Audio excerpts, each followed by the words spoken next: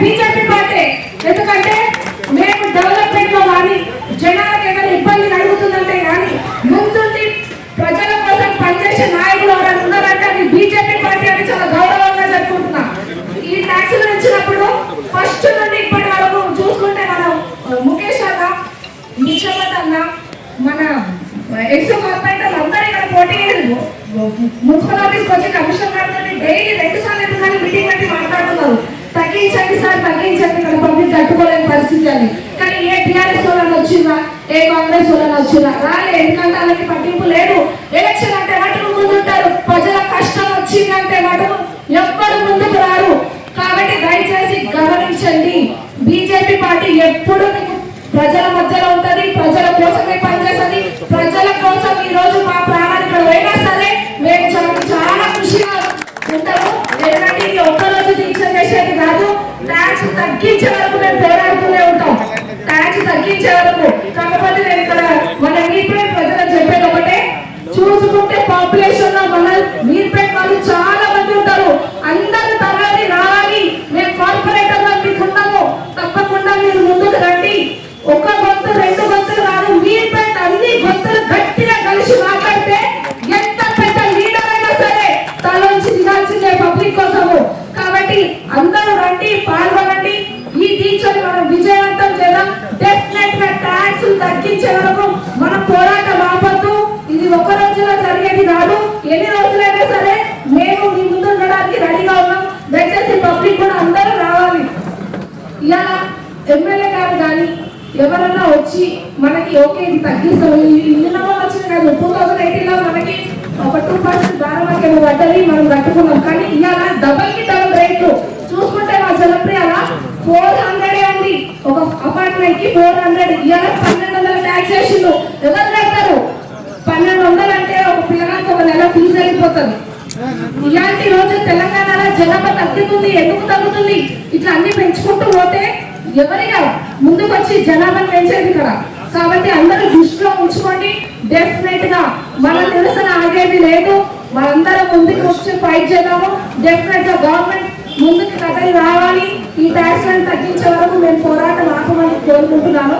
ఇక్కడికి ఇచ్చేసిన వాళ్ళందరికీ పేరు పేరున ధన్యవాదాలు. ఎందుకంటే మనందరం సంక్షేమం అని చెప్తే ఇప్పుడు వచ్చే జనాలను చూసి మున్సిపల్ కార్యాలయం పెట్టారు కాబట్టి వారు భయపడి దిగొచ్చి టెక్స్ తక్కువ మన కంటి అక్కడ దాకా జనాలు కావాలి. ఇలా తక్కువ జనాలు వస్తే దయచేసి చెప్తారు టెక్స్ తగ్గాయి, మన జనాలు బాగా తగ్గుతున్నారు. ఈ భారతీయ జనతా పార్టీ రోజు పోరాటం చేస్తుంది. నీర్పేట్ కార్పొరేషన్ లో టెక్స్ పెంచిందని చెప్పేసి మాకు ఒక బాధ్యత ఉంది కాబట్టి ఈ పోరాటం చేస్తే ప్రజలు కదిలి రావాలి. కదిలి వస్తేనే టెక్సులు తగ్గుతాయి. దయచేసి అర్థం చేసుకోండి.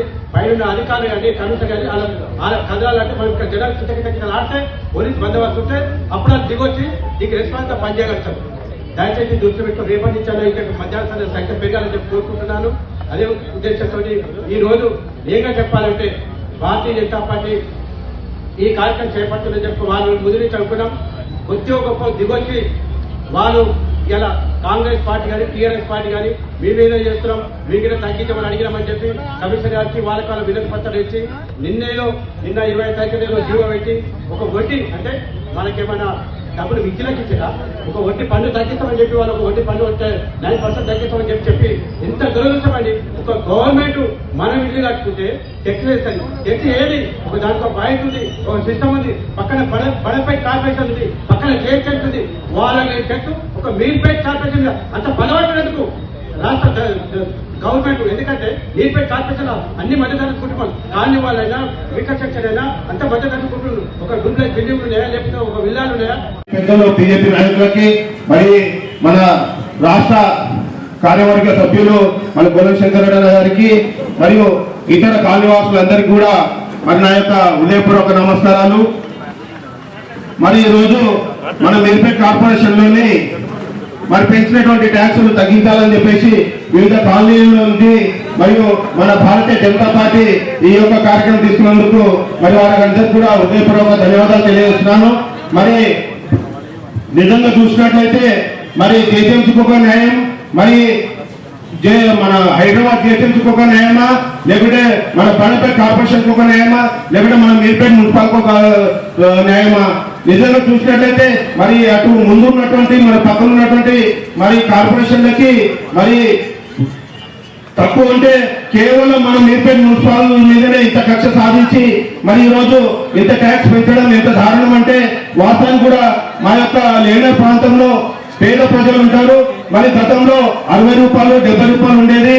మరి ఇప్పుడు వాటికి 4,000 రూపాయల నుండి 10,000 రూపాయల వరకు ట్యాక్స్ విధించారు. మరి కేవలం ఈ 2-3 సంవత్సరాల నుంచి ఈ యొక్క కొనసాగుతుంది. మరి ఎందుకు ఇంత కక్ష సాధిస్తూ మేము కౌన్సిల్ మీటింగ్ లో ఎన్నో సార్లు మరి మా పక్కన ఉన్నటువంటి పెద్ద పెద్ద బిల్డింగ్లు ఉంటాయి. మరి వాటికి ఇంత ట్యాక్స్ ఉంటుంది. మరి మా పక్కన ఉన్నటువంటి మా పేదలు ప్రజలు అందరూ కూడా చిన్న చిన్న గుడిసెలు, చిన్న చిన్న రూములు, 1 రూమ్ 2 రూములు, రేగు రూములు ఉన్నటువంటి ఇళ్ళకి ఇంత ట్యాక్స్ విధిస్తున్నారని చెప్పి తెలిస్తే ఈ చట్టం ఇలాగే ఉంది, ఈ చట్టం ద్వారానే మేము చేస్తున్నాం అని చెప్పేసి అని అంటున్నారు. మరి గత ప్రభుత్వం ఉన్నప్పుడు మరి కాంగ్రెస్ ప్రభుత్వము ఇదే స్థానంలో ధర్నా చేశారు. మరి మీరు ట్యాక్సులు తగ్గించాలని చెప్పేసి మరి ఆ ట్యాక్సులు తగ్గించాలని ధర్నా చేస్తే వాళ్ళకి పదవులు వచ్చినాయి, ప్రభుత్వం మారింది తప్ప మా ట్యాక్స్ ఇలాగే ఉంది. మరి ఎందుకుంది?